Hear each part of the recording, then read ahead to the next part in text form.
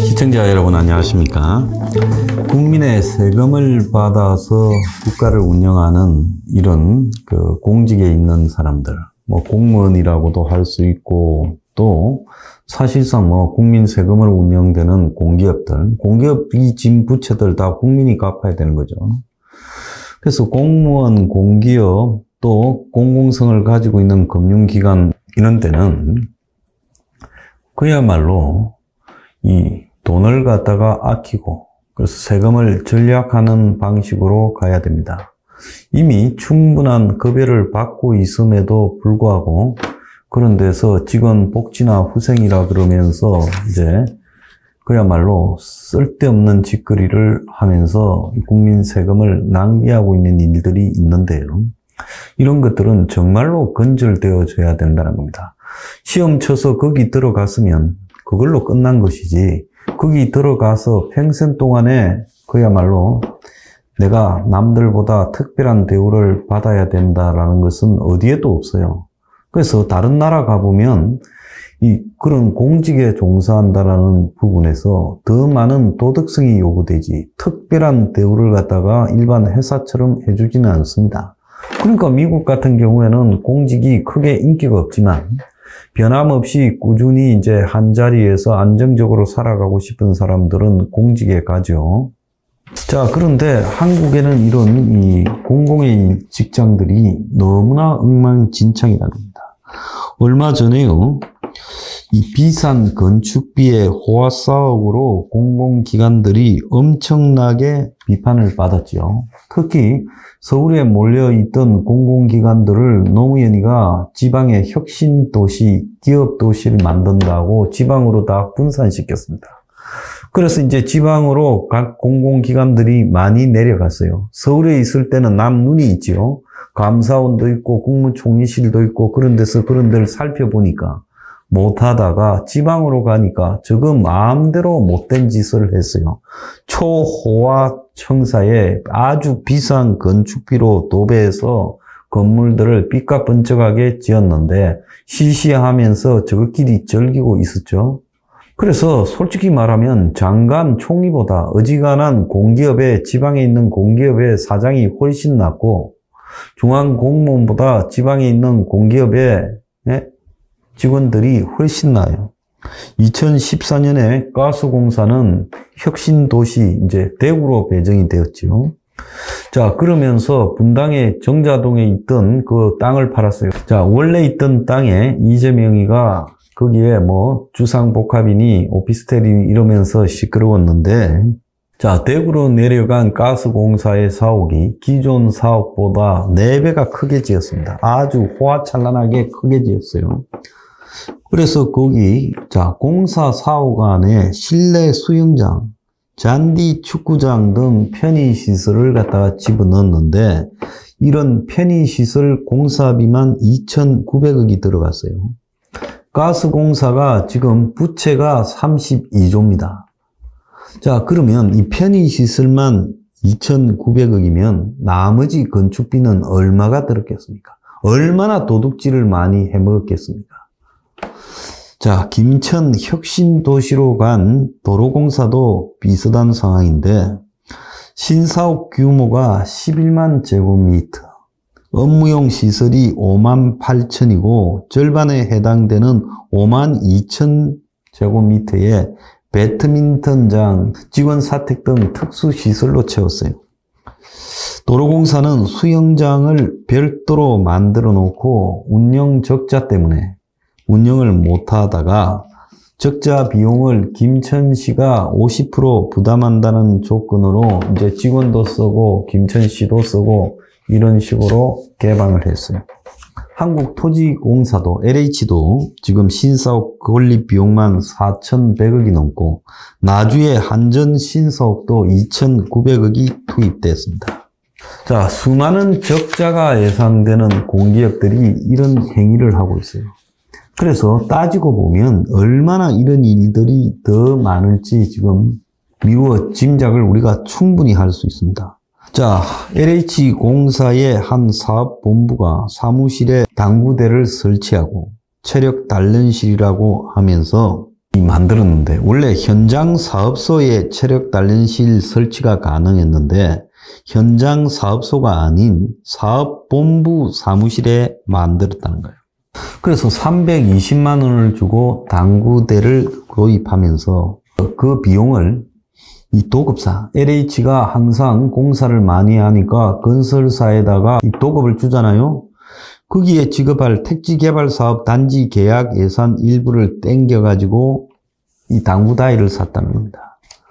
그리고 당구대는 캐비넷으로 분류된 사무실 한쪽에 배치됐는데 49만 원을 더 들여가지고 사무실 안에 당구대가 있는 곳과 나머지 사무공간 사이에 칸막이 공사를 했다는 거예요.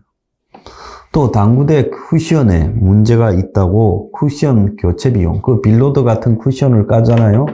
그 교체 비용 55만 원도 건설사 직원에게 부담을 시켰는데 LH 감사실이 이 사실을 적발하고 감봉 1개월의 징계를 요구했지만 인사위원회는 과거에 표창을 받은 바 있다고 견책 처분을 했다는 거예요. 기가 찬 일이죠. 그래서 내가 LH공사 해체를 주장하는 거야. 절대 사람 안 된다, 이것들은. 썩어도 제일 썩은 것들이다 생각합니다. 자, 국토부 산하의 철도공단.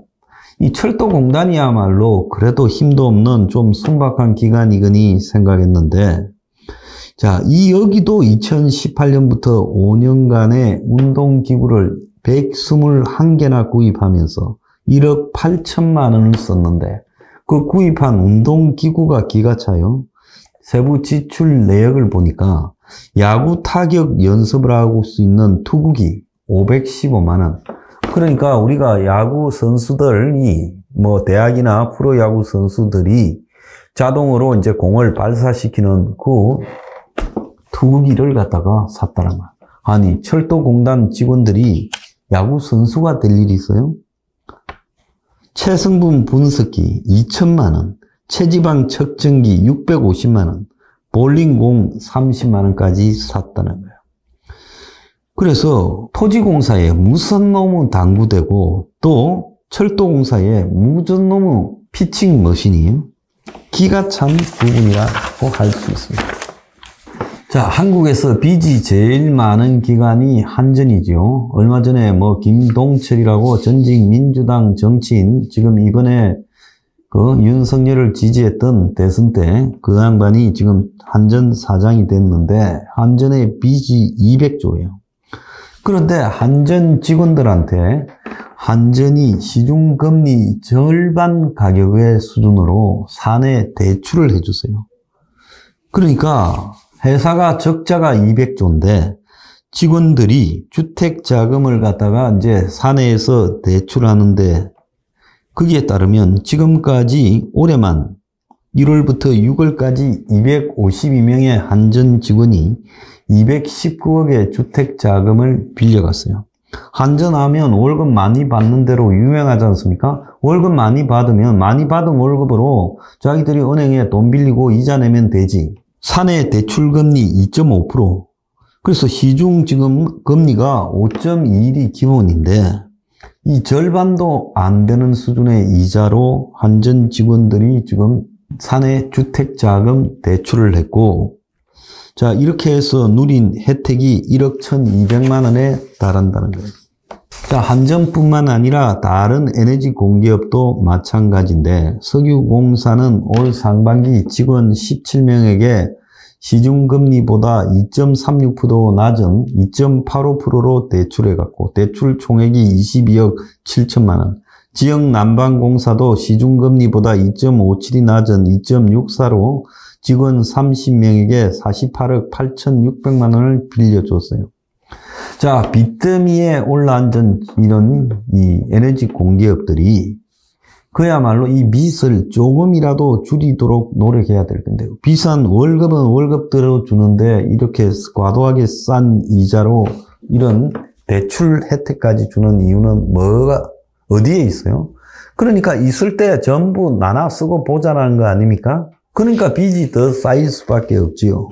자, 오늘 한 신문에 보면 지난 전북 전주에서 40대 여성이 혼자 애 키우다가 죽었지요. 애는 미등록 애기인데 엄마가 병 걸려서 죽었는데 애기도 먹지 못하고 거의 혼수 상태에 빠졌다가 겨우 살아났습니다. 자, 그 가족들이 채무 관계로 인해서 이 여성을 갖다가 접근하지 않았고, 가족 친척들이요. 그래서 이제 이 여성이 죽고 나서 무용고 사망자 처리되려다가 겨우 지금 가족들이 장례식을 치르겠다고 뒤늦게 나서는 바람에 가족 품에서 이제 장례식을 치렀다는 거예요. 자, 출생 신고도 안 된 어린이가 굶주려 지쳐 쓰러져 있었고, 자, 사인은 동맥경화였지만은 생활고로 사망했다는 거예요. 8년 전에 이혼한 후에 뚜렷한 직업 없이 혼자 아이를 키웠고, 기초생활수급자는 아니었지만 2021년 5월에 건강보험료 가스비를 체납해서 위기가구 발굴 대상자에 포함되었는데 이후 또 수익이 생겼다고 이 명단에서 빠졌고, 또 건강보험료를 체납하면서 다시 위기가구로 발굴됐다고 해요. 발굴되면 뭐합니까? 결국 손 못 쓰고 죽었고, 자, 이 A씨가 살던 낡은 빌라 같은 집 우편함에는 체납 고지서가 가득했는데 건강보험료를 지금 56개월이나 내지 못해 체납액이 119만 원에 달하고, 그 다음에 관리비 5만 원씩 내는 것도 반년이나 밀렸고, 월세는 2달, 전기요금은 석 달치 22만 원을 체납했다는 거예요. 그래서 요금을 내지 못해 지난 5월 이후 가스가 끊기고 개 짖는 소리만 들린다는 주인의 신고가 없었으면 애까지도 죽었을 거라고 합니다. 자, 이런 일이 한두 건이 아니라 9년 전인 2014년 2월에 송파구의 새 모녀가 숨진 채 발견됐지요. 또 작년 8월에는 수원시의 새 모녀가, 또 작년 11월에는 서대문구에서 모녀가 숨진 채 발견됐지요. 다 이들은 어려운 가정 형편에도 사회보장 대상자가 되지 못했습니다. 그래서 이 생활고 사망자들이 너무 늘어나고 있어요. 대한민국에서 가정 형편이 어려워지면 주변의 친척이나 가족들도 연락을 끊지요. 보편적으로 다 그렇습니다. 그래서 인심도 돈이 있어야 생긴다고 가난한 서민들 집에서는 인심이라는 게 사라지고 있죠. 그 속에서 고립된 사람이 죽어가고 있어요. 그런데 한편으로 수십조의 빚더미, 수백조의 빚더미에 올라앉은 그런 공공기관의 직원들은 이런 식으로 포화 사치를 누리고 자빠졌습니다. 이걸 어떻게 해결해야 될까요? 이게 과연 이 옳은 방식일까요? 저런 공기업의 그런 돈들만 전략하고 아껴도요, 이런 어려운 사람을 도울 수 있지 않을까요? 이 나라가 도대체 어디로 가는 나라입니까? 참으로 한심하기 거지없습니다. 근데 아무도요, 이런 문제를 잠깐만 떠들 뿐이지 이런 문제를 해결해야 되겠다고 총대를 매지 않습니다. 혁명21은요, 철저하게 이런 공기업들을 갖다가 줄이고 또 예산 낭비를 막아야 되고, 또 복지에서 현금 지출을 최소화하고 꼭 도와야 될 사람한테만 집중하고 일하지 않는 사람에게는 복지 혜택을 박탈하고, 더 나아가서 일을 할래야 할 수 없는 그런 사람들을 도와줘야 된다고 주장해 왔습니다. 이 나라는요, 한참 거꾸로 가고 있습니다.